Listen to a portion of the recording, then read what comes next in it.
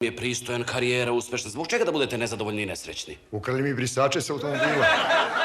Ukrali su vam brisače. Ukrali majke im ga lopovski. Ja se izvinjavam publici. Ruke im su sušile lopovske na vodu. Izgleda da hipnoza nije 100%. Samo polako, samo polako. Odgovarat ćete staloženo i bez neumesnih upadica. U redu? U redu.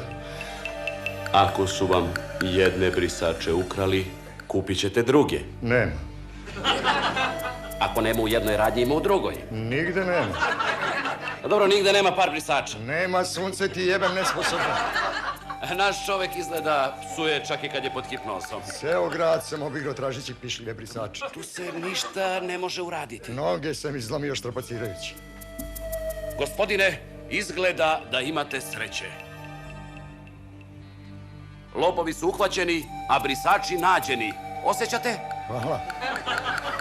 Proverite da li su vaši. Jesu. Moji su. Tako